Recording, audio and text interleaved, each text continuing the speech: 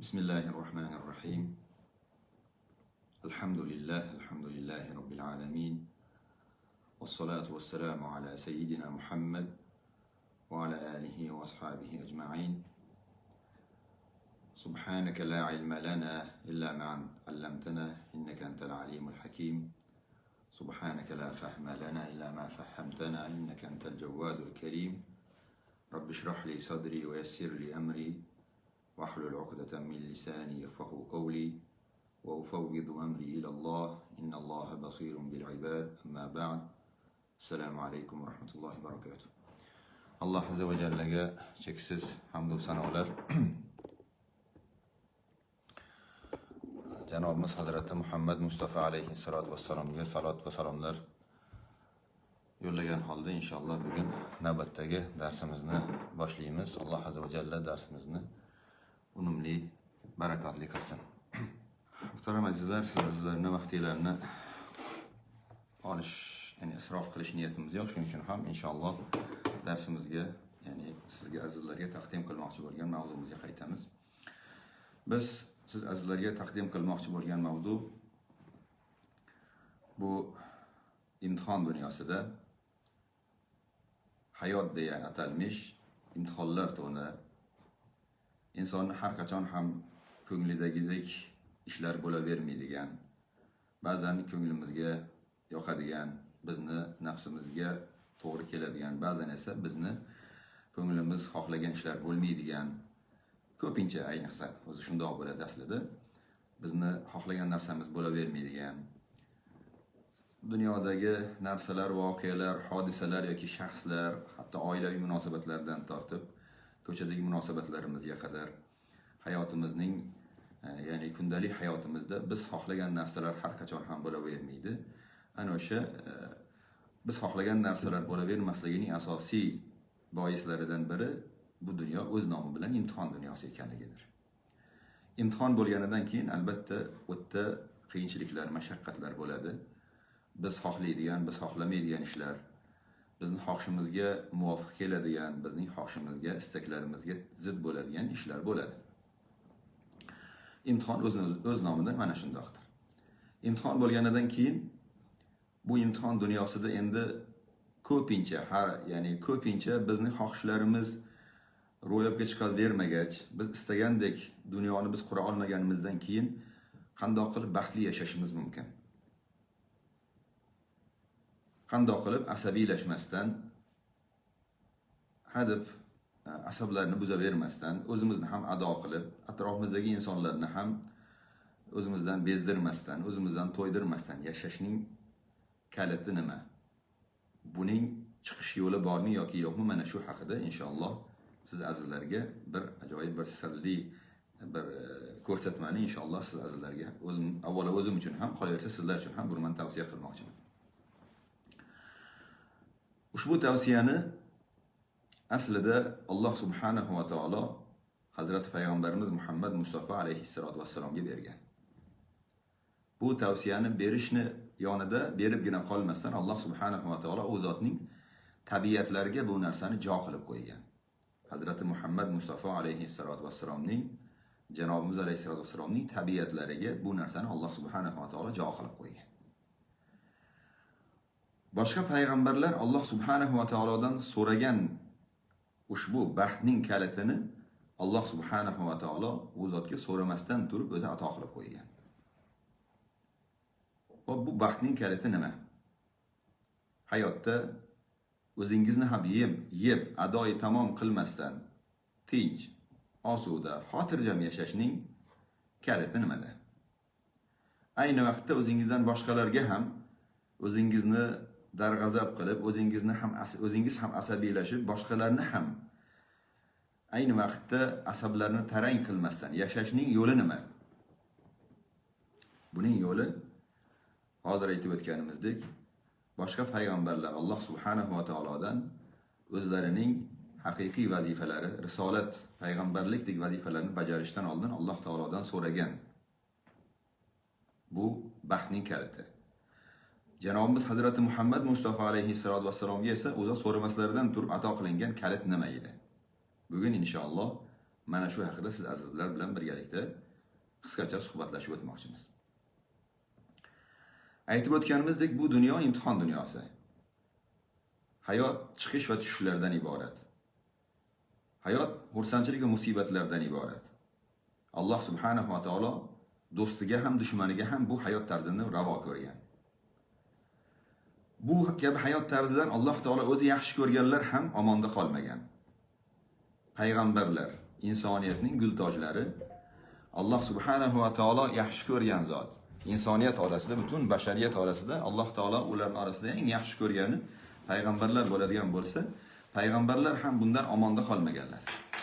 Payg'ambarlar alayhissalatu vassalom ham bu kabi chiqish va tushishli bir hayotdan, sovuq va issiqdan iborat bo'lgan hayotdan, tekis ravon yo'llardan iborat bo'lmagan, o'nqir-cho'nqir yo'llardan iborat bo'lgan bu hayotni Alloh subhanahu va taolo payg'ambarlariga ham, o'zining mahbub qullariga ham Alloh taolo ravo ko'rgan. Ayni vaqtda Alloh subhanahu va taolo buni dushmanlarga ham tabiiyki ravo ko'rgan. Dushmanlarning ham hayotida ham bu narsalar bor.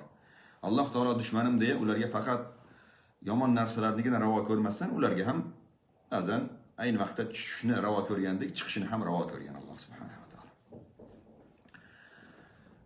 Payg'ambarimiz alayhissalatu vassalomning tabiatlariga jo qilib qo'ygan bu baxt kaliti nima edi?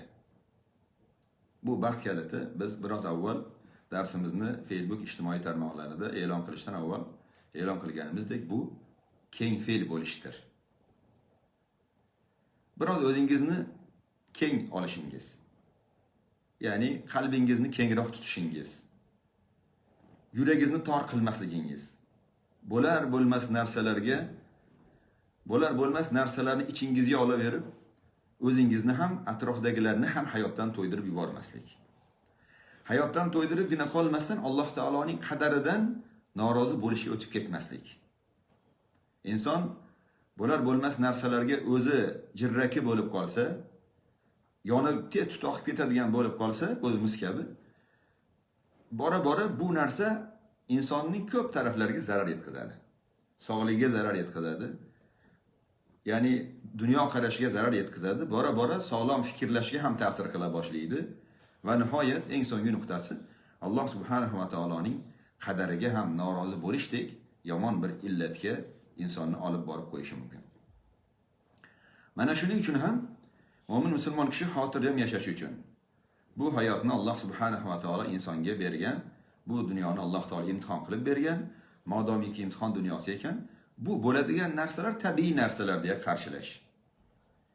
Bola chaqa, ahli ayol, do'st yor, ko'cha-ko'ydagi yoki ish hayotimiz, oilaviy hayotimiz va shu kabi hayotiy jabhalarimizda biz uchraydigan voqealarni oddiy bir holat qilib qabul qilish. Ularni qabul qilishda qalbimizni, sinamizni keng qilish. Xalqimizning ta'biri bilan aytganda keng fe'l bo'lish. Bu tinchlikni, osudalikni, xotirjamlikning asosidir.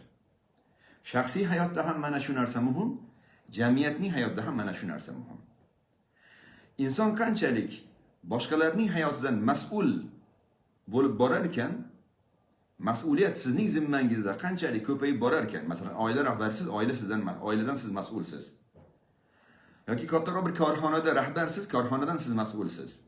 Yoki davlat rahbarisiz, siz davlatdan mas'ulsiz. Ra'iyatdan mas'ulsiz. Bu kabi mas'uliyat zimmangizda qanchalik ortib borar ekan, inson kengfe'l, yanada ko'proq kengfe'l bo'lishligi lozim.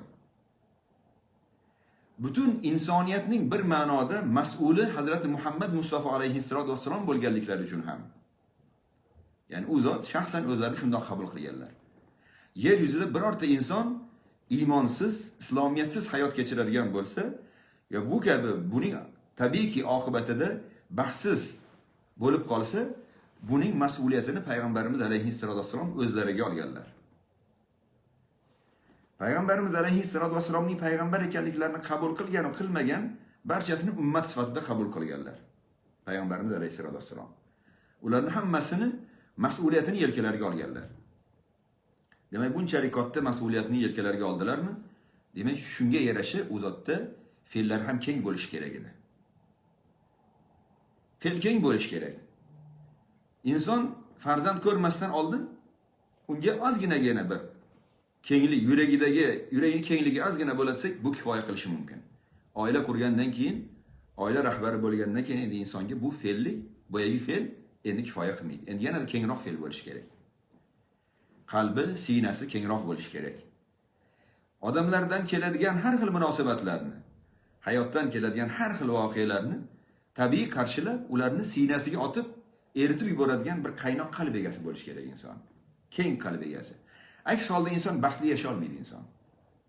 Aytganimizdek, asab kasaliga duchor bo'lamiz, siqilamiz, ado bo'lamiz va o'zimiz ham siqilganimizdan keyin tabiiyki atrofimizdagi insonlarga ham beixtiyor zahrimizni sochamiz. Bora-bora Allohning qadariga, Alloh taoloning zotiga nisbatan, Alloh taoloning ishlariga nisbatan biz ba'zan shumlanib qaraydigan bo'lib qolamiz. Allohning o'zi bundan muhofaza qilsin. Boshqa payg'ambarlar Alloh subhanahu va taolodan, bularning misolida Hazrat Musa alayhisalom Alloh subhanahu va taolodan payg'ambarlikdek ishni boshlash arafasida Alloh taolodan qalblarining keng qilishini so'raganlar. O'zbekcha qilib aytganda, keng fe'l qilishini Alloh taolodan so'raganlar. Musa alayhisalom Fir'avnning huzuriga ketayotgan paytlarida yonlariga Harun alayhisalomni olib, Alloh taolodan so'ragan narsalardan biri qalbni keng qilishlari edi. Yuraklarini keng qilishini Alloh taolodan so'radilar. Nega? Chunki Musa alayhisalomdek zot Fir'avnning oldiga ketyaptilar.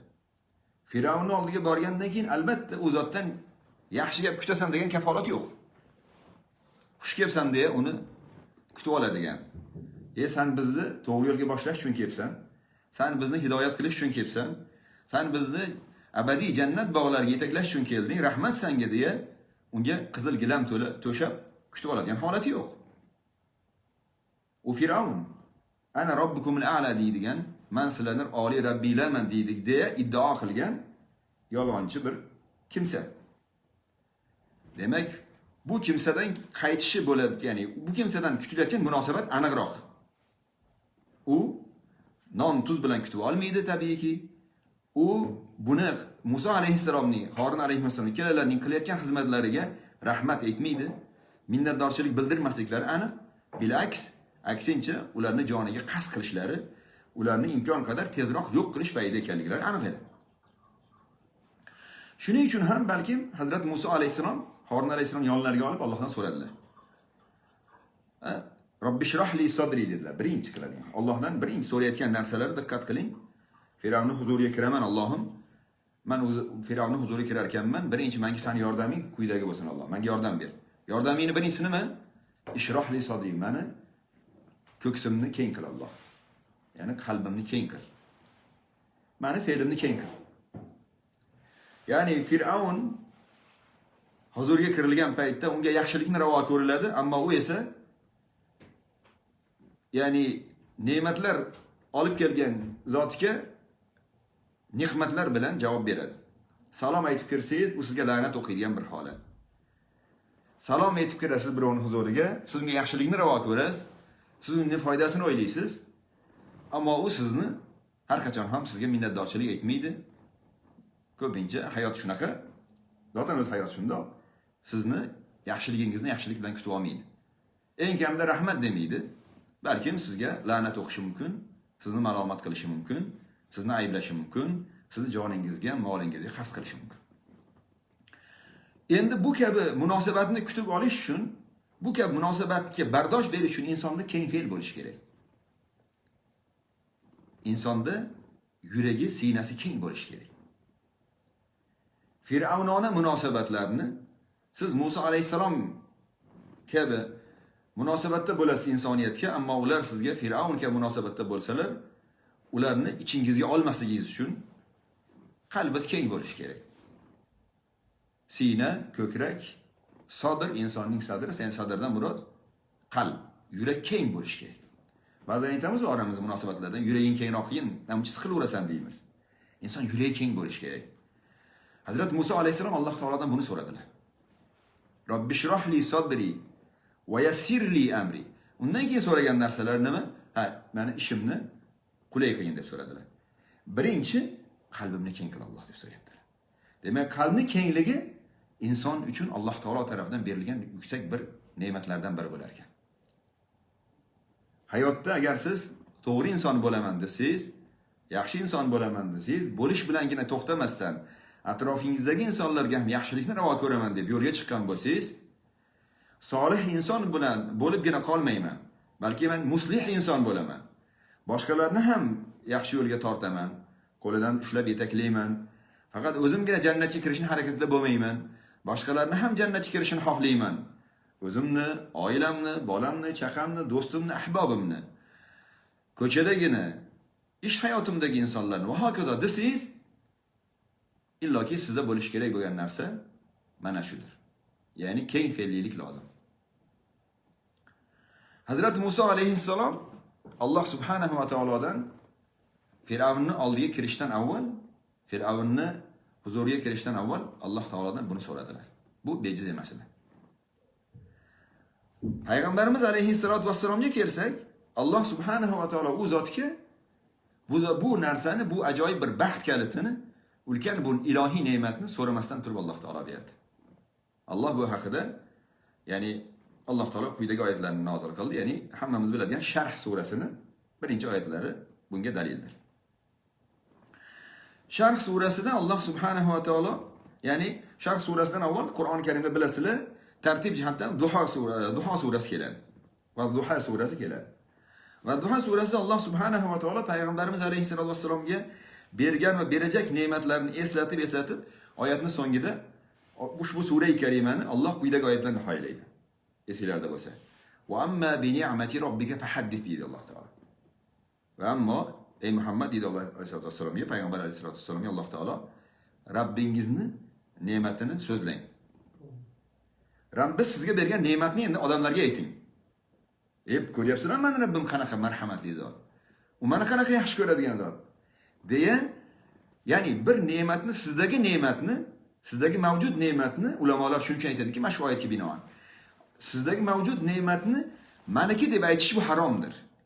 Ammo bu o'zingizdagi ne'matni Rabbim menga qanaqa ne'matlar berdi, ko'ryapsizlarmi deya olqishlarni, maqtovlarini, demak Allohning adresiga jo'natish ma'nosida eslasangiz bu maqtaladi. Alloh bunga buyuryapti hattoki. Sizdagi mavjud ne'matlarni Rabbingiz tomonidan ekanligini ilova qilgan holda ayting, maqtaning. Buni zarari yo'qdir. Ya'ni aytarkan, Robbi, azizlarim, ko'ringlar, ya'ni menda shunaqa ne'matlar bor, Rabbimning ne'matlari bor deb ayting, buni zarari yo'qdir. Ammo yomon ko'rilgan nuqtasi qachonki inson bu ne'matlarni o'zidan deb ko'rishni boshlasa, bu unda mazammat qilingan narsa. Menda falon narsalar bor, to'kin narsalar bor deya maqtov adresi o'laroq inson o'zining nafsini ko'rsatsa, bu haromdir. Ammo sizdagi mavjud ne'matlarni Alloh meni go'zal yaratdi. Fa akramani, Alloh meni ikrom qildi. Alloh menga ilm berdi. Alloh menga boylik berdi. Alloh menga sog'lik berdi. Alloh menga falon berdi. Sanang, tugatmang. Bu hozirgi oyat karimaga binoan va amma bi ni'mati robbika fa hadis oyatiga ko'ra Rabbingizning ne'matini so'zlang. Ya'ni insonlarni qanchalari Rabbining ne'matlaridan g'aflatda yurgan bo'lishligi mumkin. Siz bu gaplarni aytaversangiz, ular ham esiga tushib ketsa shoyat. Ular ham Rabbini esga olsa shoyat. Falonchi maqtayapti, vaholanki unda mendan ko'ra kamroq ne'mat mavjud, men nega Rabbimni eslamayman deya uyalib ketsin. Rabbingizni sizga bergan ne'matlarni shu qadar ko'p zikr qilingki, boshqa insonlar o'zlaridagi Rabbi ilohiy tarafidan berilgan, Alloh subhanahu va taolo tarafidan unga berilgan ne'matlardan qanchasini g'aflatda yashayotgan bo'lishligi mumkin. Yoshi 50-60 ga kirib, sizdagidan 10 barobar, 20 barobar ko'p ne'matlar unda bo'la turib, bu ne'matlarni hayotda biron marta eslamasdan, faqat o'zimdan deb ko'rayotgan bo'lishi mumkin. Sizni holatingizni ko'rgach, sizdagi bu ne'matlarga nisbatan bo'lgan munosabatni ko'rgach, balkim u to'g'ri yo'lga qaytar, bu ne'matlarni haqiqiy egasi, sohibi, Mavloi haqiqiy Alloh taologa nisbat berishni boshlashi mumkin. Siz bunga sabab bo'lsangiz shoyat.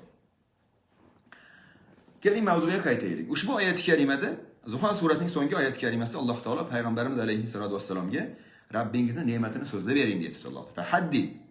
Ya'ni olami jahonga so'zlang. Olami jahonga ayting. Rabbim menga bu ne'matlarni berdi desang. Derkan insonda savol paydo bo'ladi. Payg'ambarimiz alayhissalatu vassalomga so'zlang deya amr qilinayotgan ne'matlarning orasida qaysi biri birinchi muhimroq? Albatta iymon, nubuvatdan keyin Navbatdagi sura-i karimada tartib jihatdan Sharh surasi 1-oyatida Alloh taolo alam nashrah laka sadrak dedi. Nimaga so'zlamaysizki demoqchi go'yoki payg'ambarimiz alayhisalom Alloh taolo. Qanday qilib siz meni sizga bergan ne'matlarimni odamlarga aytmaysizki ya Rasululloh? Biz sizning qalbingizni keng qilib qo'ymadikmi? Alam nashrah laka sadrak. Keng fe'l qilib qo'ymadikmi siz ya Rasululloh? Haqiqatan ham odam olami jahonga, butun insoniyatga payg'ambarimiz alayhissalom vassalom jar solib, bar ovozlari bilan hayqirib, ko'rib qo'yinglar, Alloh menga bu ne'matni berdi deya esga olishga arzigulik ne'mat mana shu edi. Ne'matlardan biri mana shu edi, ya'ni. Alloh Hazrati Muhammad Mustafa alayhissalom vassalomning sinalarini, qalblarini shu darajada keng qilib qo'ygandiki, u zot chekmagan musibatlar, muammolar yo'q edi. U zot eshitmagan malomatlar, haqoratlar qolmadi. Lekin payg'ambarimiz alayhissalom vassalom ularni sinalariga otdilar, xuddi qaynab turgan suvga sariyog'ini solib eritib yuborgan kabi payg'ambarimiz alayhissalom ishlariga yutdilar, biron marotaba to'ydim demadilar. Biron marotaba bundan shikoyat qilmadilar.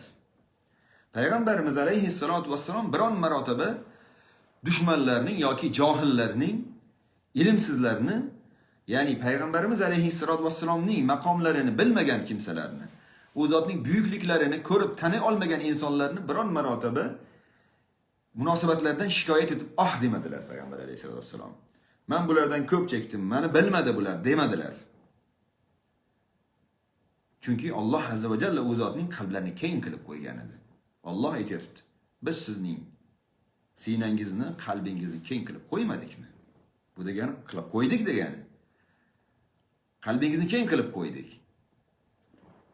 Xo'p, qalbning kengligi deganda mufassir ulamolar ikkita ma'noni aytganlar. Bittasi ilm, ikkinchisi hilm.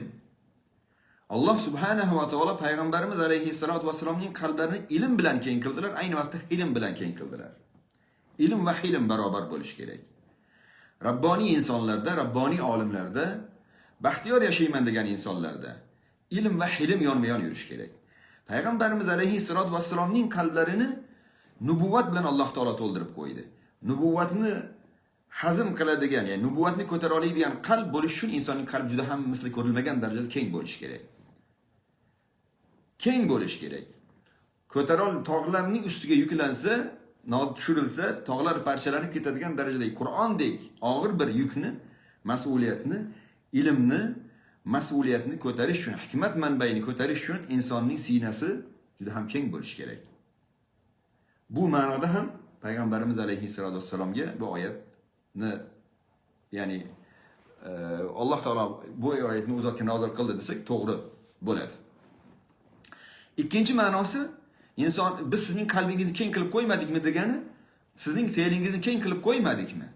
Ya'ni bu degani keng fe'l qilib qo'ymadikmi? O'zbekcha qilib aytganda. Ya'ni bu degani halim qilib qo'ymadikmi? Ya'ni siz, ya Rasululloh, bu sizning o'zingizdan emas demoqchi Alloh taolo go'yoki. Bu bizning bergan ne'matimizdir, ya'ni bu sizga. Ya'ni bu shu darajada ko'p zulm, haqsizliklarga, sizga noravo bo'lgan munosabatlarga duch kelyapsiz. Sizga bu mumkin emas bo'lgan, sizdan 100 chandon marotaba past darajadagi insonlarga ham qilinsa bu nohaqlik deya ko'riladigan munosabatlarga duchor kelyapsiz, ammo siz demayapsiz. Siz birortasidan shikoyat qilmayapsiz hech kimga. Na Rabbingizga va na bandalarga. Birortasiga shikoyat qilmayapsiz.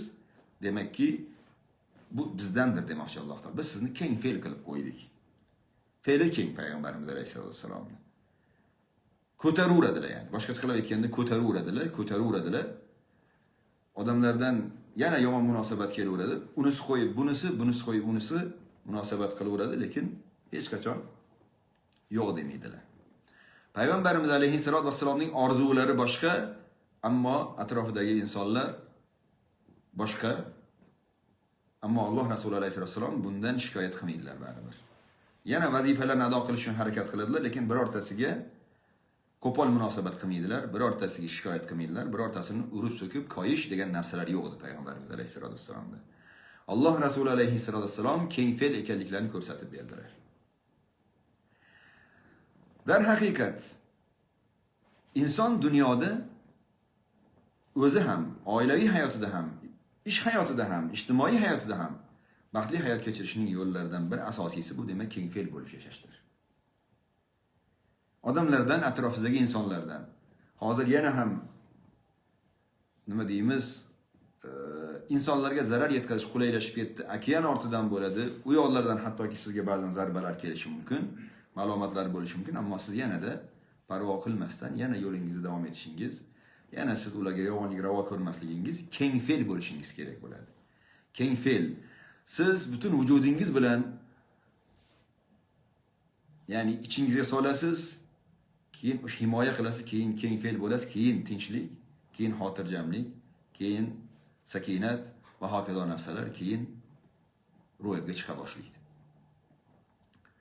Bu narsalarni ya'ni birinchidan har bir inson bu fazilat sohibi bo'lishligi kerak. Agar baxtli hayot kechiray desa, har bir mo'min musulmon kishi bu ishni qilishi kerak. Jumladan bunga ilovatan qo'shimcha ravishda ba'zi bir kasb egalari yanada ko'proq keng fe'l bo'lishligi kerak.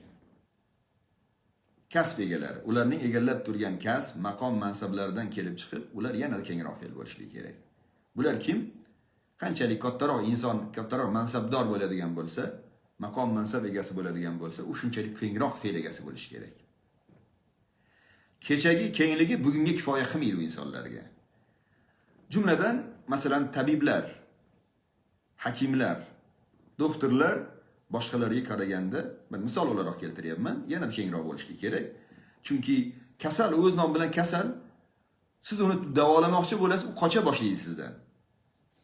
Siz uni tuzatay deysiz, ammo u sizdan qochadi.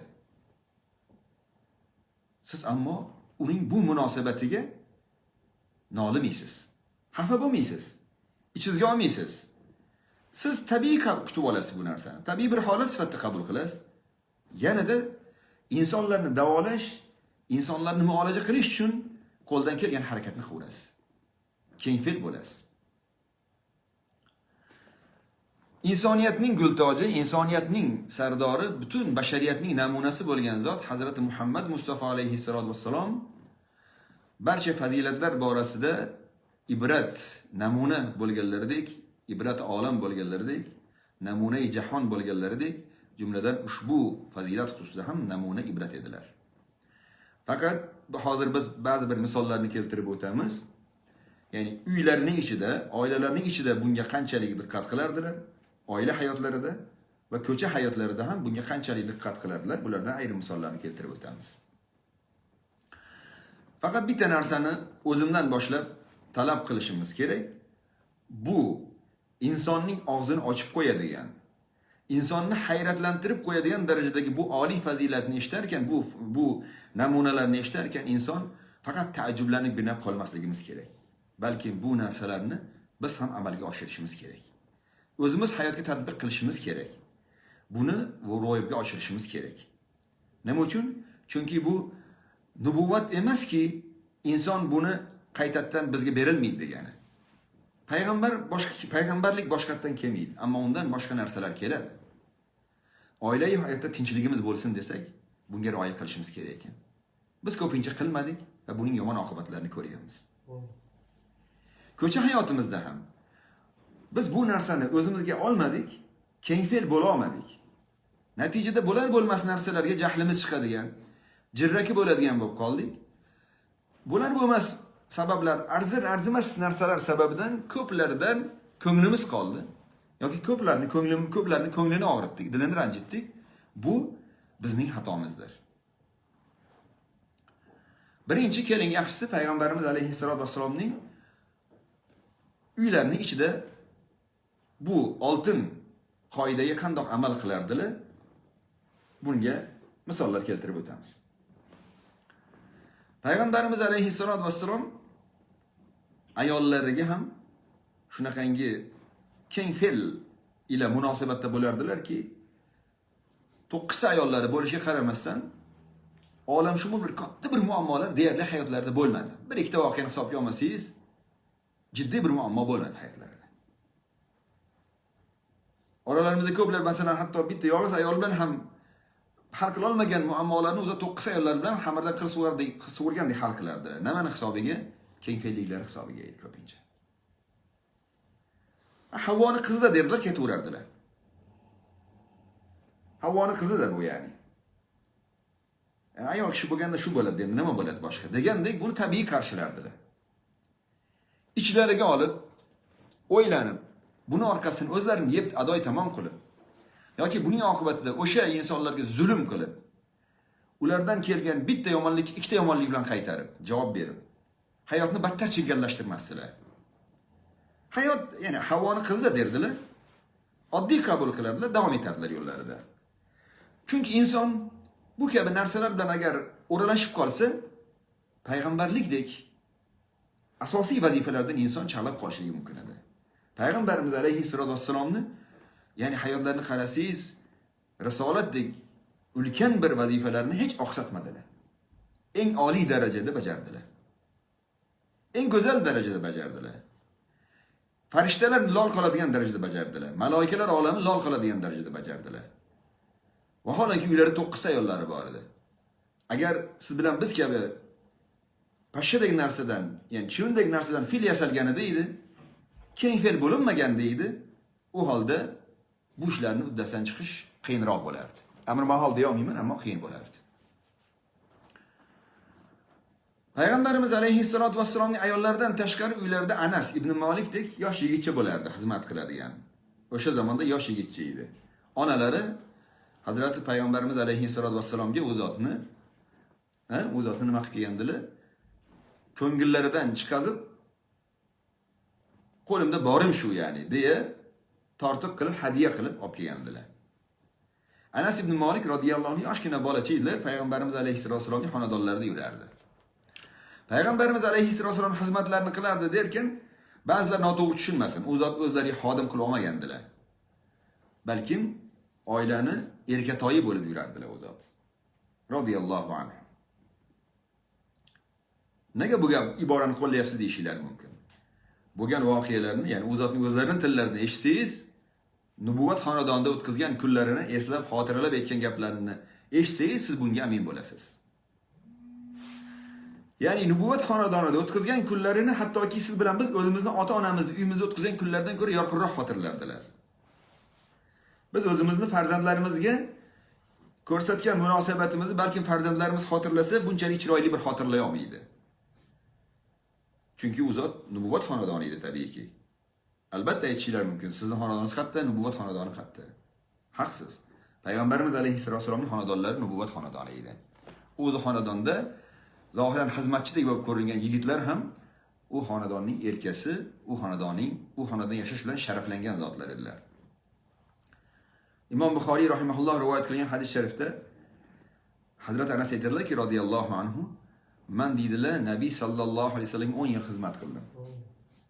Qadimtun Nabiy sallallohu alayhi vasallam 10 sinin. Men 10 yil Hazrat Muhammad Mustafa alayhi vasallam xizmat qildim. Ya'ni iftixor bilan aytdilar radhiyallohu anhu. Ammo men ko'rganim shuki, fama qala li uf qat. Hech qachon uf demadilar menga. Hech qachon uf demadilar menga. Wala lima sana'ta. Nega qilding buni deb so'ramadilar hech qachon. Yoki bir narsani qilmagan bo'lsa, nega qilmading demadilar, qilib qo'ygan narsam nega qilding demadilar. 10 yil xizmatlarni.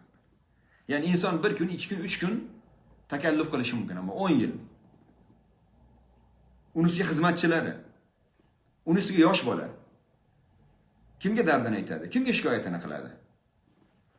Bu go'zal xulqni payg'ambarimiz alayhissalatu vassalom qilar ekanlar, nimani hisobiga qildilar? O'zi keng fe'lliklardan qildilar. Keng fe'l edilar oilaviy munosabatlarda. Ba'zan aytish mumkin insonlar, ha u o'zini bolasi emasdi-da. Shuning uchun u Hazrat Anas radhiyallohu anhu yosh bolalik qilib qo'ysa ham, meni bolammidi, unga ideal bola bo'lishni men orzu qilyapmanmi-da, endi bir narsa bir katta bo'lib qolsa bo'ldi deya ichlariga olmaslar deyishlar mumkin. Yo'q. Bu munosabat payg'ambarimiz alayhissalatu vassalomga nisbatan yarashmaydi. Chunki payg'ambarimiz alayhissalatu vassalom butun bashariyatni farzandlaridan ziyod yaxshi ko'rardilar. Payg'ambarimiz alayhissalatu vassalomning lug'atlarida, ta'riflarida bu meni bolam, seni bolang degan ajratish yo'q edi.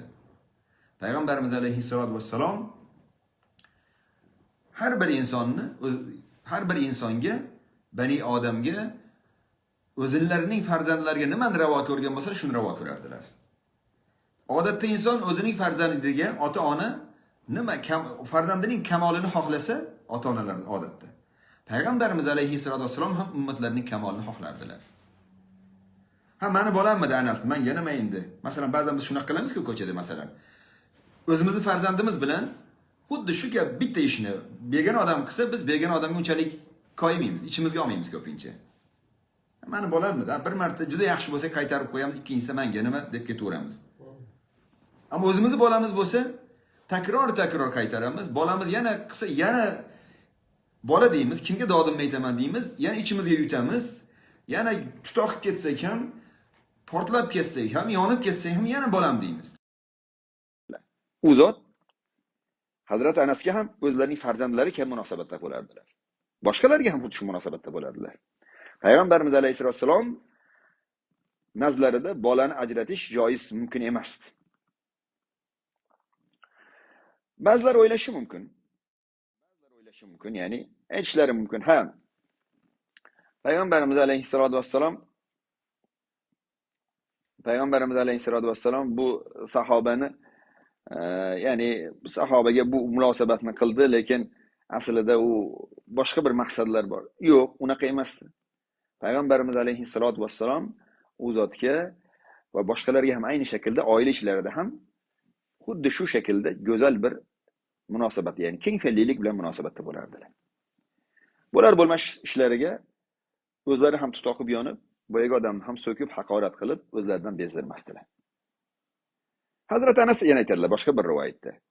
Dedilarki, bir kuni ya'ni payg'ambar alayhissalom odatda kana ahsanun nasi xuluqan. Axloq jihatdan eng go'zal edilar payg'ambar alayhissalom deydilar. Axloq jihatidan tabiiyki, xilqat jihatdan ham eng go'zallar edilar, axloq jihatdan ham go'zal edilar. Kunlarning birida deydilar, meni bir ish bilan bir joyga yubordilar. Aytdimki, bo'ldi va faqult vallohi la adhab. Ichimda aytdimki, ya bormayman dedim. Alloh qasamki bormayman dedim. Yosh bola, bolalik qildi, bormayman dedim. Dedimda keyin deydilar, payg'ambar aytgan joyga bormayman deb o'zim ichimda rejamni qildim, bormadim deyaptilar. Ko'chaga chiqdim. Xo'p bo'ladi dedim-u, tashqarida ko'chaga chiqib bolalik qildilar. Demak, Hazrat Anas ham bola edilar. Bola edilar ya'ni. Ko'chaga chiqib bolalik qildilar. Nima qildilar? Ko'chada o'ynab yurgan bolalarga qo'shilib bozorga borib, bozorda o'ynab kun o'tkazdilar. Bozorda bolalar bilan o'ynab, bolalik qilib, rosa ko'cha changitib yursalar, bolalar bilan eslaridan chiqib, ya'ni payg'ambarimiz alayhissalomning jo'natgan ishlari esidan chiqib qolib, bolalar bilan o'ynab, xursand yursalar, bir payt yelkalariga bitta qo'l tushibdi orqalariga. Muborak qafolariga, ya'ni orqa bo'yinlariga bitta qo'l tushibdilar. Shundoq o'girilib qarasalar, ko'z bilan ko'rsalarki, payg'ambarimiz alayhissalom turgan ekanlar. Aytadilar hazratlar, men qarasam, fanazortu ilay. Shundoq qarasam, Nabiy sallallohu alayhi vasallam kulib qarab turibdilar. Yani so'kib emas, naq turibsan demayaptilar. Va huwa yadhak deyaptilar Hazrat Anas radhiyallohu anhu. Kulib qarab turibdilar. Kulishning yonida plus qo'shimcha erkalatgan ohangda nima dedilar? Ey Anas, palonchi demadilar. Ey Anascha dedilar. Yani bolaga odatda nima, masalan, o'g'ilcham deganda, ya Unays, ey Anascha deb kichraytirib, ya'ni erkalatish ma'nosida ishlatiladi odatda. Bizda masalan ba'zan bolangizni bolajonim deganda erkalatib aytasiz. Kattaroni bolam deysiz. Bolam degani ba'zan g'azabingiz kelganda ifodalash mumkin, lekin bolajonim deyish bu inson ya'ni erkalatishini shafqat to'la munosabatda bo'layotganingizni ifodalaydi. Bolajonim deyish. Xuddi shu gapni Hazrat payg'ambarimiz alayhissalom ya Unays dedilar. Men buyurgan ishga bordingmi dedilar. Men endi boraman ya Rasululloh dedim deyapti. Tilma aylanmay qoldi deyapti.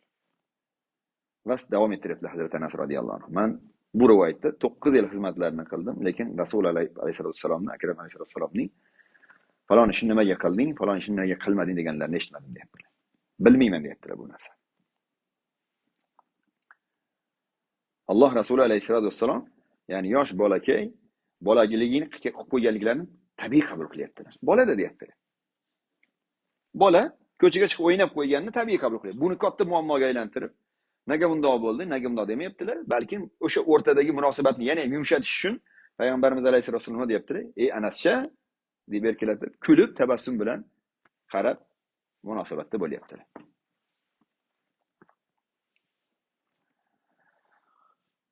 Bundan ham dahshatliroq bir voqealar bo'lgan.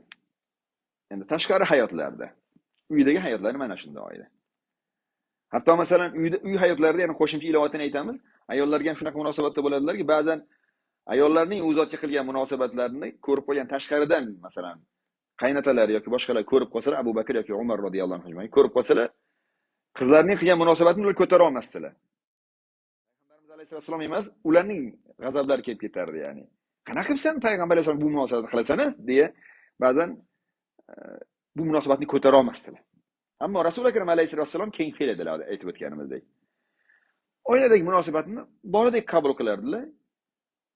Haddiga ketaverardilar. Keng qalb egalari. Aytdik-ku, ya'ni Alloh taolo o'z zotini qalblarini keng qilib qo'ygan. Payg'ambarimiz alayhissalatu vassalom keng fe'l ekanliklari haqida juda ham ko'p voqealar bor. Endi tashqarida hayotlari keladigan bo'lsa, bir voqeada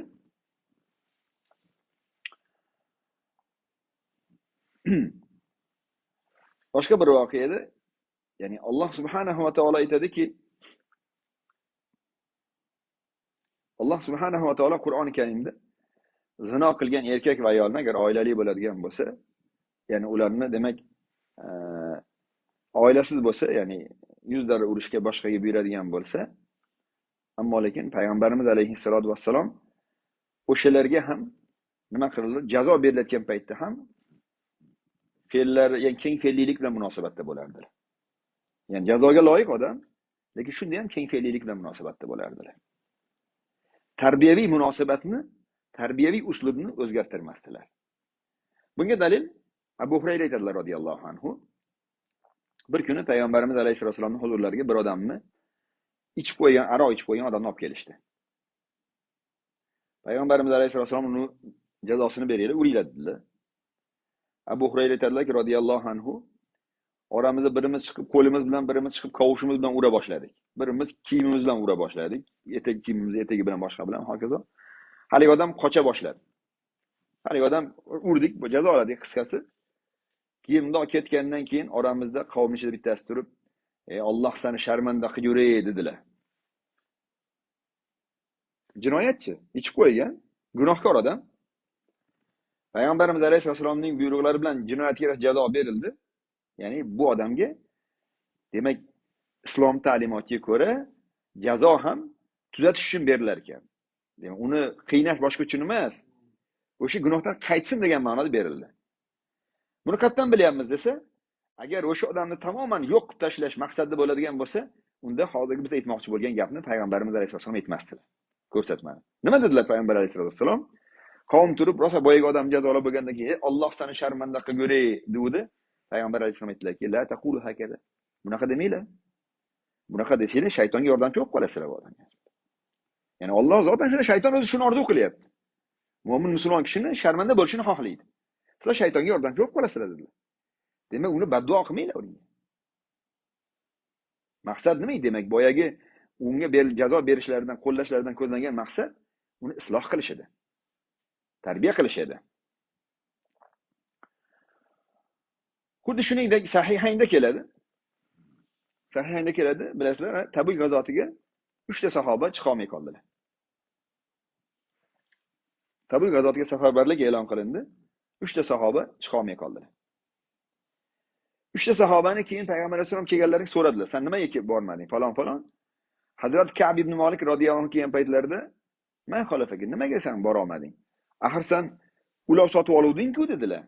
Diqqat qiling, ya'ni axir sen ulov sotib oluvding-ku deyaptilar. Bu degani, ya'ni uzrni qabul qilish uchun u zot tarafdan uzr qidiryaptilar. Demakki, sana bir jiddiy voqea bo'lganki, sen o'zing tayyorgarliging bor edi, sen niyating buzuq emas edi o'zi deya u zotni uzrlarini u zot o'zlari qidiryaptilar. Payg'ambarimiz alayhissalatu vassalom odatda jinoyatchi taraf uchun uzr qidirardilar. Aybdor taraf uchun u zot uzr qidirardilar. Nega? Chunki keng fe'l. Ya'ni keng fe'llikning bitta ko'rinishi nima? Inson qarshingizdagi insonni, sizga noto'g'ri munosabatda bo'lgan insonni shu noto'g'ri munosabatda bo'lishi uchun sabab qidirishingizdir. Balkim bilmay qolgandir. Qo'y kechiravering. Balkim yoshlik qilib qo'ygandir. Kechiravering. Balkim falon qilib qo'ygandir. Kechiravering. Keng fe'lilikning sababi shu. Aytdik-ku masalan, bu ayol kishida endi keng fe'lilik qilish. Bu yosh bolada. Boya Hazrati Anas radhiyallohu anhu sonlarida. Bunda ham payg'ambar alayhisalom so'rayapti. Sen ulavon sotib oluvding-ku, sen niyating boshidan bor, tayyorgarliging bor edi seni. Sen niyating buzuq emas deyaptilar. Alam takun qad ibta'ata zahrak. Ulavon sotib oluvding-ku deb aytayaptilar payg'ambar alayhisalom. Keyin Hazrat Ka'b radhiyallohu anhu haqiqatan aytdim, lekin men uzrim yo'q deganlaridan keyin payg'ambar alayhisalom bu to'g'ri aytdilar. Bu to'g'ri aytdilar. Bu nima degani? Bu ham payg'ambarimiz alayhisalomning keng fe'l ekanliklarining dalilidir. Boshqa bir voqeada ham xuddi shunday. Payg'ambar alayhisalomning zamonlarida Hazrat Umar rivoyat qiladilar radhiyallohu anhu. Ismi Abdulloh degan bir odam bo'lardi dedilar. Uni odamlar eshak deb laqab qo'yishib olgan ekan bunga. Ismi Abdulloh bo'lgan odam bo'lgan. Unga eshak deb, himor deb laqab qo'yib olgan ekan odamlar. Nimaga eshak deb laqab qo'yib olgansa, juda hazilkash odam bo'lgan ekan. Payg'ambarimiz alayhissalatu vassalomni qachon ko'rsalar, u zotni xursand qilar ekan. Hazil mutoyiba qilib, nimadir qilib bo'lsa ham, u zotning ko'ngillariga xursandchilik kiritar ekanlar. Yuzlariga tabassum yurgizar ekanlar. Kuldirar ekanlar. Payg'ambarimiz alayhissalatu vassalomni ko'rsalar, u zotni nima qilib bo'lsa ham xursand qilishni, dillarni shod qilishni uddasidan chiqar ekan boyaga odam. Boyaga odam banogoh ichib qo'yibdi. Aroq ichibdi. Diqqat qiling, ichibdi. Ya'ni payg'ambarimiz alayhissalatu vassalom hozir aytib eslatib o'tganimizdek, o'sha noto'g'ri, nojo'ya ish qilgan insonlar uchun uzr qidiryaptilar. Boyaga odam ichib qo'ydi. Ichib qo'ygandan keyin tabiiyki uni payg'ambar alayhissalom huzurlariga olib kelishdi. Alloh Rasuli alayhissalomning huzurlariga olib kelingandan keyin shar'iy qoida shundoq, qozining huzuriga ish tepaga chiqqandan keyin endi orqaga qaytarib bo'lmaydi. Dunyoviy qonunlarda ham shunaqa. Masalan, ikkita odam bir-biri bilan o'rtasida kelishmovchilik bo'lib qolsa, ikkalasi kelishib olsa, eng zo'ri shu. Shaxsiy munosabatlar bo'lsa. Ammo endi bu qoziga, sudyaga bu sudga chiqdimi bu ish? Endi sud buni kechirib olishi durust emas. Nimaga? Chunki sud aralashmasdan turib, sudga yetib bormasdan turib insonlar bir-birini kechirib olsa, hech kim birov-birini ayblamaydi. Zo'r qilibdi, bittasi oliyjanoblik qilibdi deydi, erkaklik qilibdi deydi, kechiribdi deydi. Ammo sudga chiqqandan keyin bir ikkinchisini kechiribdi deya yoki boshqa deb jazo berilmasa, odamlar kimdan endi ayb qidira boshlaydi? Sudyadan ayb qidira boshlaydi. U bu narsa olganki yo'q qilib jazo bermadi deydi. Ammo undan oldin bo'lsa, hech kim ayblamaydi. Ikkalasi o'zi kelishibdi deydi, jazo berilmabdi deydi va hokazo deydi. Ammo ish mahkamaga chiqqandan keyin jazo berilmasa, endi bo'lmaydi. Illa berilish kerak. Payg'ambarimiz alayhissalomning holatlari shunaqa edi. Payg'ambarimiz alayhissalom yetib kelmasdan turib, jinoyat bo'lgan bo'lsa, unda ikkita musulmonlar kelishib boshqa qilib olsa bo'laverardi. Ammo payg'ambarimiz alayhissalom yetib borgandan keyin endi u zot agar faraz qiling, agar jazo bermasalar, odamlar nima deyishlari mumkin edi? Payg'ambar alayhissalom palonchiga taraf olib, jazosini bermasdan qo'yib yubor deyishlari mumkin edi. Shuning uchun u zot qo'yib yubormaslar endi. Har qancha rahm shafqatli bo'lsalar ham, lekin endi bu ishni qila olmaslar. Buni hikmati shu edi. Demak, boyaga odamga Rasulullohni yaxshi ko'radi, Rasul payg'ambarimiz alayhisolom xursand qiladigan, kuldiradigan zot. Ichib qo'ydi inson ekan. Inson ichib qo'ydi. Unga darra urildimi? Urildi, jazo berildi. Endi berilgandan keyin yuqorida biz eslatib o'tganimiz kabi odamlar yana nima tilini tiymasdan aytibordiki, odamlar ko'pchilik shunaqa tushunadi. Bir odam bir gunoh qilib qo'ysa, endi uni bir to'la do'zaxga kirgunga qadar uni do'zaxga kiritib qo'yadi o'zlari endi. Boyaga odam tavba qilishga fursat bermaydi endi. Odamlar ko'pincha shunaqa bo'ladi insonlar. Insonlarning munosabati odatda shunaqa bo'ladi. Bir odam bir gunohni qilib qo'ydimi, haligi odamni tavbaga chaqirish boshqa emas odamlarning ko'pincha maqsadi. Bo'ldi, shu bilan endi tamoman jahannamga uloqtirib ustidan tambalab qo'yish maqsadi. Yana odatda odamlar shunaqa deyishni boshladi. Allohumma la'an, Alloh la'nati bo'lsin unga deyishni boshladi. Odamlar unga la'nat o'qishni boshladi. Shunda payg'ambarimiz alayhisolatu vasallam aytdilarki, la'nat o'qimanglar, la tal'anhu. Nega o'qimaylar? Chunki Alloh uning rasulini yaxshi ko'radi. Va innahu yuhibbullohu rasulahu. Chunki Alloh uning rasulini yaxshi ko'rardi. Ya'ni insonni gunohkor inson bo'lsa ham yaxshi tarafni esga olish. Bir inson ham bandalik xato qildi. Yomon taraf sizni ko'z oldiga kelgan paytda imkon qadar yaxshi tarafni qidiring. Yaxshi taraf nima edi? Alloh rasulini yaxshi ko'radi bu odam. To'g'ri ishdi. Ammo lekin u nima qilardi? Alloh va rasulini yaxshi ko'radi deyaptilar payg'ambarimiz alayhisolatu vasallam. Unga eslatyaptilar bu narsani.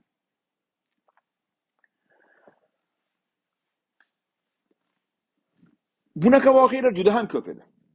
Masalan, Toifga borgan paytlarida payg'ambarimiz alayhisolatu vassalomga ular tosh bo'ron bilan payg'ambarimiz alayhisolatu vassalom ularga rahmat, barakot, fazilat olib kelish uchun ularga olib borish uchun bordilar.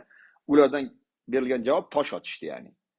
Musulmon borgan joyga gul dasta ko'tarib boradi, ammo ma'lasaf ba'zi joylarda gul o'rniga ularni poy qadamlariga tikon to'shaladi. Xuddi shu munosabat bo'ldi. Payg'ambarimiz alayhisolatu vassalom ularni sharaflantirish uchun bordilar, ammo ular tarafdan munosabat tosh otib, oyoqlari tagiga tikonlar to'shab va hokazo munosabat. Ammo Alloh Rasuli alayhisolatu vassalom yanada keng fe'lliliklarni ko'rsatdilar. Aytganimizdek, sinalariga butun dunyoni dardlar, musibatlar solinsa eritib yuborardilar. Mana degan adovatlar, ya'ni dushmanlarning adovatlari, ginalari, kuduratlari tashlansa hammasini eritib yuboradigan darajada qaynoq qalb egasi edilar payg'ambarimiz alayhisolatu vassalom. Ularni haqiqiy duo qildilar. Allohumma hdi qawmi fa innahum la ya'lamun. Alloh men qavmimni hidoyat qil. Diqqat qiling, qavmim deyaptilar. Bular yelkasi chuqur ko'rsin bularni. Men umuman tanishni ham xohlamayman bularni. Demayaptilar. Qavmim deyaptilar. Qavmim deyaptilar. Ba'zi insonlarni ko'rasiz bugun, masalan, ba'zan o'ta taqvodorman degan ba'zi bir birodarlarimiz o'zining millatidan voz kechadiganlar bor. O'zining xalqidan voz kechadiganlar bor ba'zan. O'zicha taqvo bilan deb taqvoga yo'yadi bu narsani.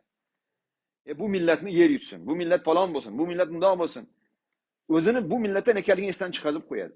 Ammo Alloh Rasuli alayhisolatu vassalom meni qavmim deyaptilar. Toshbo'ron qilgan qavmni aytibdilar, meni qavmim deyaptilar payg'ambarimiz alayhisolatu vassalom.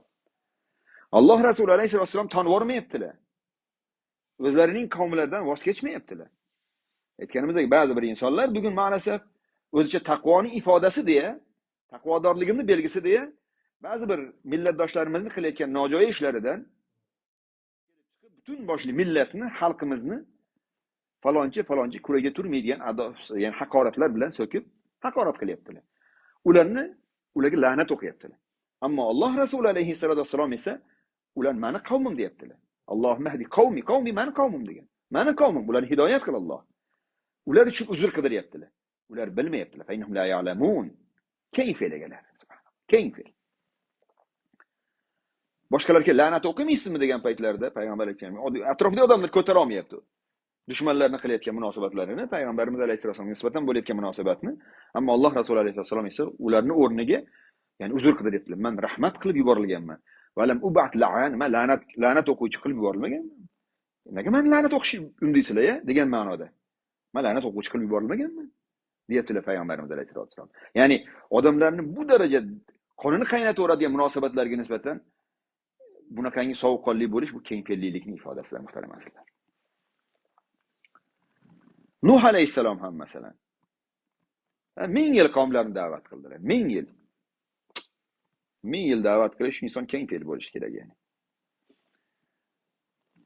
Ya'ni Musa va Harun alayhissalomlarni Alloh taolo, ular yuqorida biz eslatib o'tdik, Musa alayhissalom, Harun alayhissalom Allohdan qalb kengligini so'rashdilar.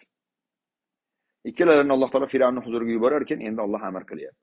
Keng fe'llilikni, ya'ni Alloh nima deymiz? Ya'ni keng fe'llilikning ifodasini Alloh taolo amr qilyapti. Mana shuni qilsang sen keng fe'l bo'lgan bo'lasan. Nima ekan bu?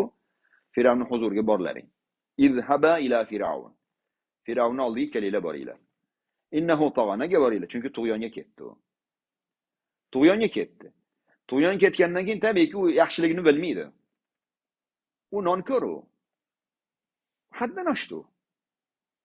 Ammo borganda keng fe'lliliklarning ifodasi nima, qanaqa munosabatda bo'ldi? Faqula lahu qawlan layyinan. Unga qawli layyin bilan, muloyim so'z bilan, muloyim so'z deylar unga. Kelinglar. Muloyim so'z deylar deyapti Alloh azza va jalla. Ya'ni payg'ambarlarni urganlar, so'kkanlar, yolg'onga chiqarganlar, joniga qasd qilganlarga nisbatan bu tavsiyani Alloh subhanahu va taolo beryapti. Payg'ambarimiz alayhisolatu vassalom haqiqatan ham boshqa payg'ambarlar ham jumladan, ya'ni ahli sunna va jamoat e'tiqodimiz mana shundan iborat. Payg'ambarimiz alayhisolatu vassalomgina emas, hamma payg'ambarlar vazifalarini mukammal bajarganlar. Agar kim bironta payg'ambar, nafaqat bizning payg'ambarimiz alayhisolatu vassalom, bironta payg'ambar o'zining vazifasini to'la bajarmagan desa, odam dindan chiqadi. Hamma payg'ambarlar, Hazrat Odam alayhisalomdan boshlab barcha payg'ambarlar Alloh subhanahu va taoloning amru farmonini eng mukammal shaklda bajargan zotlar hisoblangan. Xuddi shundoq ya'ni. Payg'ambarimiz alayhissalatu vassalomni qalblarini Alloh azza va jalla o'zi aytib o'tgandek Sharh surasida, ba'zan Inshiroh surasi ham deb nomlanadi. Inshiroh degani xursandchilik degani, surur degani. Alloh ushbu surani surur surasi deb nomlayapti, ya'ni Inshiroh surasi, ya'ni bu nima degani? Demak, agar sen keng fe'l bo'lsang, qalbing sururga to'ladi degani. Hayotda xursandchilik bo'lib yashaysan. Qalbingni keng qilsang, keng fe'l bo'lsang hayotda sen xursandchilik bo'lib yashaysan, xursand bo'lib yashaysan. Ammo yuraging tor bo'ladigan bo'lsa, sen hech qachon xursand bo'la olmaysan. Chunki dunyoni holati shunaqa. Sen har qachon sen ko'ngling istagan, ko'ngling qumsagan narsa hayotda bo'lavermaydi. Ya'ni bolangizdan, ayolingizdan, do'stingizdan, ahbobingizdan, atrofingizdagi insonlardan siz kutgan munosabat qaytavermaydi har qachon. Ishoning, unaqa holati yo'q.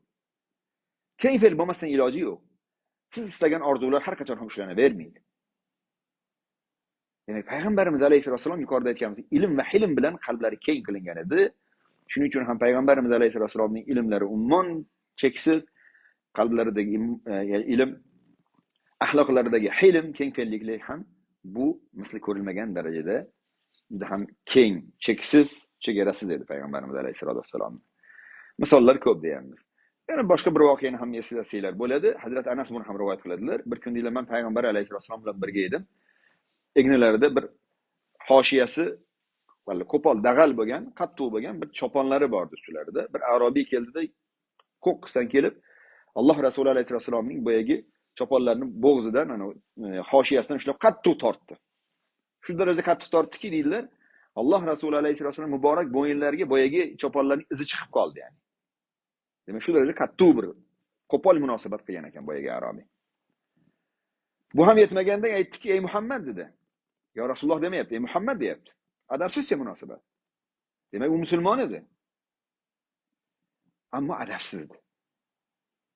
Ya'ni payg'ambarimiz alayhissalatu vassalom ey Muhammad deya xitob qilish odobsiz ekanligini bilsalar ham, lekin bunga nisbatan bu arobiy degan munosabat unga uzr qidiryaptilar. U arobiy endi bundan nimani kutasan degan ma'noda. Musulmon odam keng fe'l bo'lishi ayni vaqtda boshqalar uchun uzr qilib yashash kerak demoqchimiz. Buni aytyapmiz. Ey Muhammad dedi. Mana u tuyamni ko'ryapsanmi dedi. Mana shu tuyamni ustiga Alloh senga bergan moldan yuklagan. Qani orttir dedilar. Tuyamni ustiga ort tez. Nega orttirmaysan-ki dedilar. Bu mol sana o'zingning molingmi, otangdan qolgan molmi dedilar. Boyaga arobiy aytibdi. Payg'ambarimiz alayhisolamga gapni qarang. Fa'innaka la tahmilu li min mal. Sen o'zingning molingdan ortyapsanmi yo otangning molidan ortyapsanmi? Allohning moli bu, ber. Yukla meni tuyamga deyapti. Boyaga arobiy.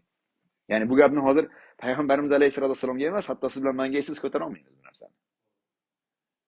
Ammo payg'ambar alayhisolam jim bo'lib qoldilar deydilar. Hazrat Anas aytibdi. Fasakatan nabiy alayhisolam. Biroz jim bo'ldilar-da, keyin to'g'ri aytibdi dedilar. Al-malu malulloh. Mol Allohning moli.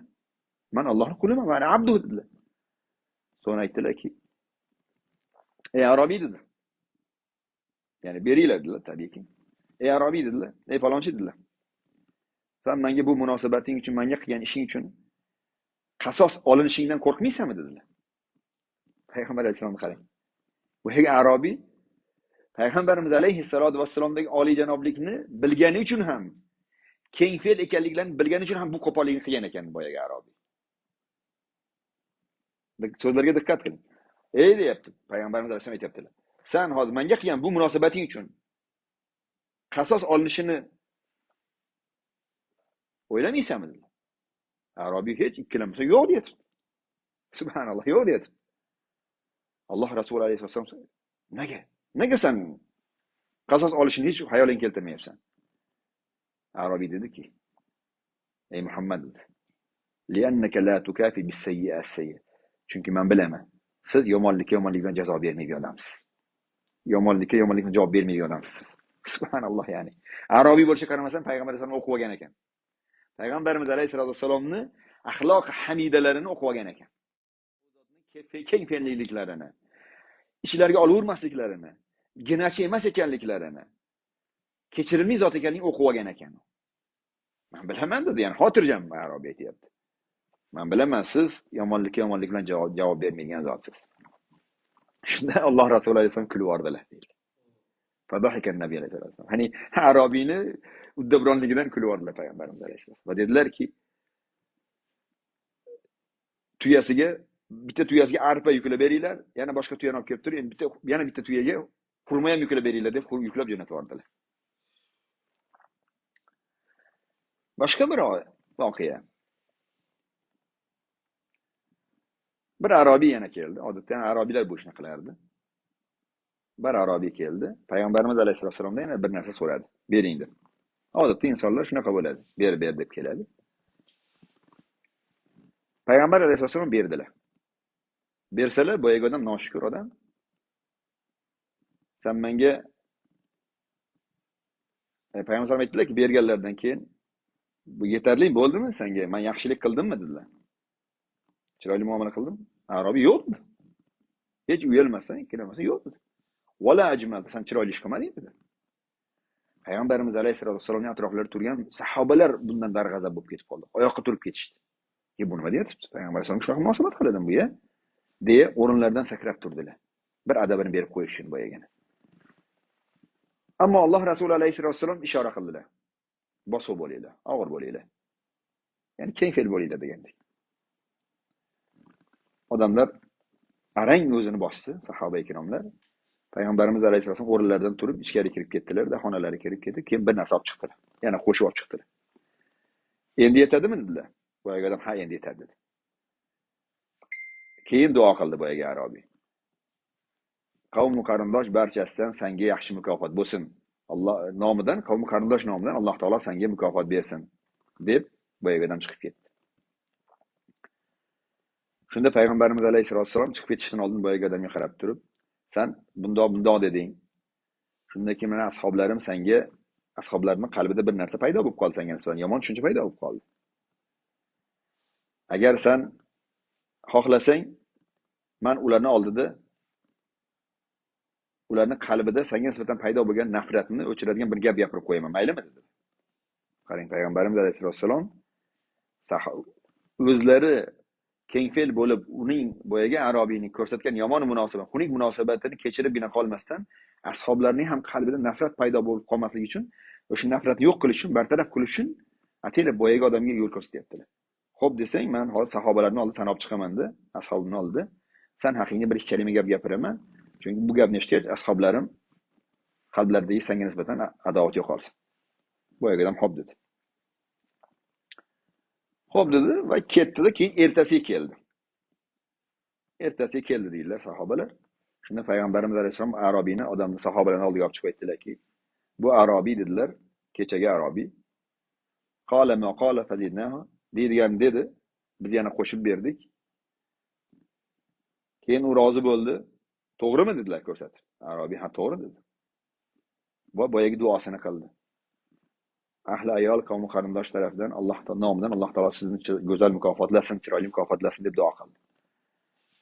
Shundan keyin payg'ambarimiz alayhisolom sahobalarga nisbatan qaratib turib, mana va bu odamga o'xshash insonlarning misoli yovvoyi tuyaga o'xshaydi. Yani qochib ketgan tuyaga o'xshaydi. Odamlar qochib ketgan tuyani quvlab ushlaymiz deb battar cho'chitib qochiraveradi, ammo egasi esa uzoqdan mahmama deb chaqiradi. Bir narsa beraman deb chaqiradi, tuya keladi, chiroyli muomala qiladi, keyin uni bog'lab qo'yadi dedilar. Deya, agar dedilar, men kecha sizlarni qo'yib yuborganimda buni o'ldirib qo'yardinglar. Buni kechagi munosabat uchun o'ldirib qo'yardinglar. Natijada bu odam do'zaxga kirar dedilar. Payg'ambarimiz alayhisolom ishning oqibatini o'ylardilar. Yani bunaqa voqealar juda ham ko'p edi. Keng fe'lliliklari.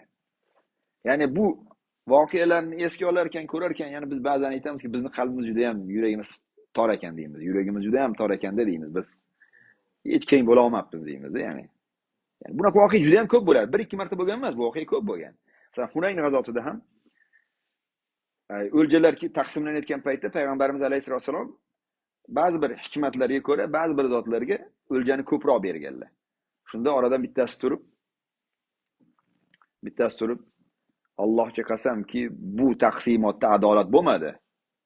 Alloh roziligiga qasd qilinmadi bu deb e'tiroz bildirdi. Ya'ni payg'ambarimiz alayhissalomning taqsimotlariga e'tiroz bildirdi. Bu gapni aytuvdi. Ya'ni sahoba Abu Vayl aytayapti, bu hadisni rivoyat qilayotgan zot bu gapni aytib yoruvdi. Men to'g'ri borib payg'ambarimiz alayhissalomga bu xabarni aytdim. Ya Rasululloh, bir odam turib shunaqa bu taqsimotda Alloh roziligiga qasd qilinmadi, adolat bo'lmadi deb e'tiroz qilyapti dedi.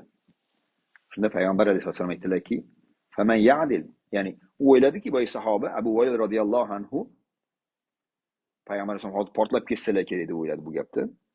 Ya'ni payg'ambarimiz alayhissalom sadaqa olmasdilar. Ya'ni uylarida bitta xurma uylarda qolib ketsa, agar ko'pchilikning haqqi bo'lsa, darrov olib chiqib o'shani tarqatmaguncha jonlar o'rniga tushmasdi.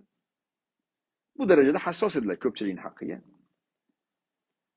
Endi buni qanaqa ko'tarar ekanlar degan ma'noda, haligi payg'ambar asablarini buzib qo'ymadimmikin deya avaylab Abu Vayl aytsalar, Alloh Rasuli alayhisalom sovuqqonlik bilan, kengfe'lilik bilan shuna deyaptilar. Ya'ni faman ya'dil idza lam ya'dilillahu rasul. Alloh uning rasuli adolat qilmasa, kim adolat qiladi unda? Deb turib orqasidan. Rahimallohu Musa. Alloh Musoni rahmatiga olsin. Qad udiya bi akthara min hada fasabar. Musoga bundan ham ko'p aziyatlar yetkazildi. U sabr qildi. Ya'ni biz qilmaymizmi degan ma'noda. Unga sabr qil. Muso bundan ham ko'proq narsalarga duch keldi qavmi tarafidan. Bundan ham ko'p malomatlarga. Ya'ni aslida payg'ambarimiz alayhisolatu vasallam ulardan ko'piga duch kelganlar, lekin Alloh Rasuli alayhisolatu vasallam subhanalloh, ya'ni ko'pincha boshqalarni o'zlaridan ustun sanadilar, ya'ni tavoziy nuqtai nazaridan. Muso alayhisalomni maqtab eslab qo'yaptilar. Muso bundan ham ko'proq aziyatlarga duchor bo'ldi, lekin sabr qildi. Bu degan biz ham sabr qilamiz. Bu gaplar o'tkinchi bo'ladi. Hamma zamonda bo'lgan demoqchilar payg'ambar alayhisolatu vasallam yo'qki. Ya'ni boyagi kabi voqealar ko'p bo'lar. Ya'ni otangni molingdan beryapsanmi? O'zingni molingdan beryapsanmi? Bermaysanmi deganlar bo'lardi. Bo'lardi ma'lumot. Payg'ambarimiz alayhisolatu vasallamning huzurlariga kelgan. Ammo Alloh Rasuli alayhisolatu vasallam ularga ya'ni keng fe'llilik bilan javob qaytaradilar. Ularga so'raganlardan ko'proqni beradilar yoki boshqa va hokazo va hokazo. Xullas kalom, insonning hayotda baxtli yashashining ya'ni kaliti mana shu, ya'ni siri mana shu. Payg'ambarimiz alayhissalatu vassalomga Alloh taolo tomonidan berilgan go'zal bir axloq, keng fe'llilik. Keng bo'lamiz, fe'limizni keng qilishimiz kerak bo'lar ekan. Undan keyin biz qalbimizda inshiroh paydo bo'lar ekan inshaalloh. Qalbimizda xursandchilik, xotirjamlik, huzur, alhamdulillahni ko'paytishimizga inshaalloh sabab bo'ladi. Aks holda o'zimizni adoyi tamom qilamiz, ya'ni zarari, asablar tamom bo'ladi, sog'lik ketadi. Atrofimizdagi odamlarga keyin tomog'imizga olib yuta olmaganimizdan keyin qusamiz. Kechirasizlar, qo'pol gapni aytyapman. Ya'ni biz odamlardan zahar zaqqum munosabatni ko'raversak, keng fe'l bo'lib buni yuta olmasak, nima qilamiz? Keyin odamlarga ham sochamiz buni zahar zaqqum qilib. Bu ham bo'lmasa, oxiri yetib borgan nuqtasi Allohga hamd aytish holatdan uzoqlashib boramiz. Allohga, ya'ni inson qanaqa hamd aytadi, ya'ni har doim asabiylashib yurgan, undan norozi, bundan norozi. Ya'ni oilada munosabatdan norozi, ko'cha hayotda bundan norozi inson. Odamlar menga yaxshilik qilmayapti. Odamlar bundoq meni qadrim bilmayapti, boshqa. To'g'ri, haq bo'lishimiz mumkin. Haq bo'lishimiz. Bo'larmiz. Hazrat payg'ambarimiz alayhisalomning darajalarini balki mingdan biri bo'larmiz. Lekin u zot ko'rsatgan munosabatlari bularning tamoman aksi edi. Haqiqat mana shu. Baxtli hayot kechirishning yo'li mana shu. Inson keng fe'l bo'lsa, og'ir bosiq, sovuqqon bo'lsa, qiziqqonlik qilmasa, Alloh keyin xalqimiz ta'bir bilan aytganda, jahl kelganda aql qochadi deganlaridek, inson agar bular bo'lmas narsalarga, mayda-chuyda narsalarga katta problemaga aylantirib, keng fe'llik qilib, tor fe'llik qilib, yuragi torlik qilib ko'taraversa, u qalbning qarorlari to'g'ri bo'lishi amr mahol. Diqqat qiling, sharaha so'zini, ya'ni qalbni kengaytirib qo'yish, yorib qo'yishni misol o'laroq Hazrat Umar radhiyallohu anhu Hazrat Abu Bakrga ishlatganlar radhiyallohu anhuga. Ya'ni Hazrat Abu Bakr radhiyallohu anhu zamonlarida zakot bermaymiz degan bir toifa chiqqan. Musulmonlar orasidan bir qismi zakotni bermaymiz. Zakotni Alloh taolo Muhammad payg'ambarimizga buyurgan, oldi, payg'ambarimiz alayhisalom olamdan o'tib ketdilar, endi bermaymiz deb turib olganlar chiqqan. Shunda Abu Bakr radhiyallohu anhu ajoyib bir hikmat bilan ish qilganlar. Dastlab ularga qarshi urush e'lon qilamiz degan paytlarda Abu Bakr radhiyallohu anhu Hazrat Umar bunga e'tiroz bildirganlar. Yo'q deganlar, qanaqa biz kalima shahodat keltirgan odamga qarshi ana qilamiz. Lekin Hazrat Abu Bakrning radhiyallohu anhu qarashlari yana ham olisroqni ko'rgandilar. U zotning ufqlari yanada kengroq Hazrat Umarga qaraganda. Radhiyallohu anhuga qaraganda. Qanaqasiga Hazrat Abu Bakr radhiyallohu anhu kelajak musulmon avlodlarini holatini o'yladilar. Agar o'sha paytda kalima shahodat keltirdi-ku, buni o'ldirib bo'lmaydi deb to'xtab qolinganda, keyingi avlod bitta islomni chokidan so'kishni boshlar edi. Keyingi avlod keladi, zakot bermaymiz dedimi? Keyingisi keladi, boshqa yana bitta amalni qilmaymiz deydi. Nima qilibdi falon deydi. Undan keyin bitta keladi, bitta chokidan so'kilib islomiyatni ismi qoladi xolos oxir. Shuning uchun islomiyat to'la shaklida qolishi uchun Hazrat Abu Bakr radhiyallohu anhu boshidanoq birinchi yirtilgan joyini tikishlari kerak edi. So'kib qo'yish, so'kilib ketishi mumkin bo'lgan joyini shunda kesishlari kerak edi. Bugun nuqta qo'ydilar. Yo'q, bo'lmaydi unaqa narsa. Zakot namozdan ajratilmaydi. Haqiqatan ham shunaqa. Agar masalan buni yo'l qo'yib qo'yganlarda bunda ketardi ya'ni. Hazrat Umar radhiyallohu anhu shunday aytibdilar. Keyin o'zlari tan berib aytibdilar. Vallohi فوالله ما هو إلا أن رأيت أن قد شرح الله صدر أبي بكر للقتال. Yani men keyin Alloh qasamki, men ko'rdimki Alloh taolo Abu Bakrning qalbini qitolga, ya'ni ilhomlantirib, keng qilib qo'ygan ekan. Men bildim u haq ekan dedilar. Fa'araftu annahu al-haq, u haq ekan dedilar. Imom Buxoriy rivoyat qilgan hadis sharifda. Bunga binoan demak inson keng fe'l bo'lsa, sovuqqonlik qilmasa, imkon qadar Alloh subhanahu va taolo uni to'g'ri qaror berishga muvaffaq qilib qo'yadi, isobatli qaror qilishga muvaffaq qilib qo'yadi.